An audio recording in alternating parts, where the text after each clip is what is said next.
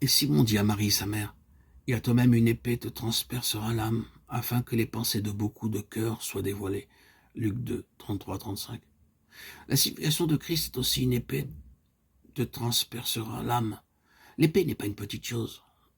Le mot employé pour la décrire est identique à celui employé par les traducteurs de l'Ancien Testament en grec.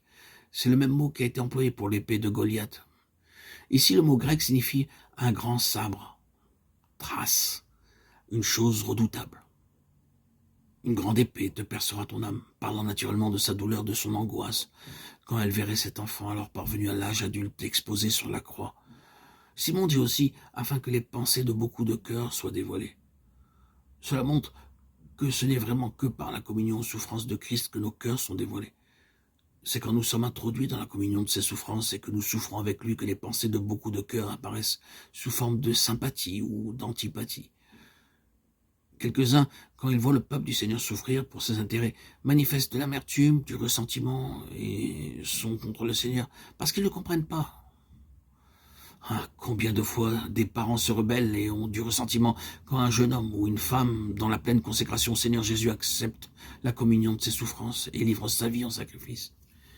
Une vie pour laquelle les intérêts éternels et célestes sont prioritaires par rapport aux biens et aux privilèges terrestres, car les œuvres du Seigneur sont très coûteuses comparées aux choses de ce monde.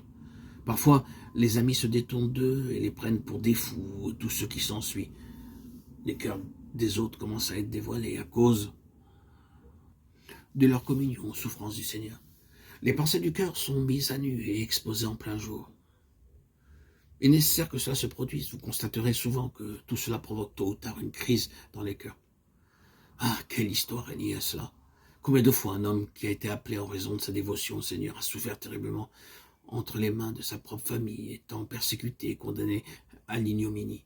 Cela peut durer longtemps, augmentant en intensité, mais il est resté fidèle sans perdre du terrain, continuant avec le Seigneur tranquillement, humblement, doucement, affectueusement, ne montrant aucun ressentiment. Pendant ce temps, les cœurs ont été dévoilés, et Dieu s'en est servi pour briser ces vies et pour les conduire à lui.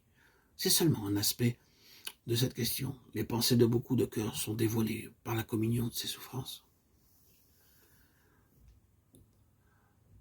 Grâce à Dieu, ce dévoilement est utilisé également d'une autre manière. Beaucoup de cœurs dévoilent qu'ils ont de l'amour pour le Seigneur quand ses enfants passent par de mauvaises périodes dans leur communion avec lui. Mais ce principe fonctionne de quelque manière que ce soit. Si, comme Marie, nous sommes introduits dans ce travail, cela produira un effet important sur les autres. Il est un fait, et c'est toujours par la communion de ces souffrances que d'autres cœurs ont été touchés. Si le Seigneur vous conduit d'une manière intense à souffrir avec lui-même en partageant quelque chose à propos du coup du royaume à venir, c'est un témoignage qui touche les cœurs, même si nous prêchons et que rien ne se produit. Quand quelque chose nous arrive, quand nous entrons dans ces profondeurs, quelque chose commence à se produire chez les autres. Ainsi, quand nous souffrons avec le Seigneur en le servant, nous réalisons que le Saint-Esprit agit dans d'autres vies et nous introduit dans la souffrance pour parvenir à ce but même. Les cœurs sont dévoilés. Le cœur mondain sera dévoilé par la croix du Seigneur, Jésus.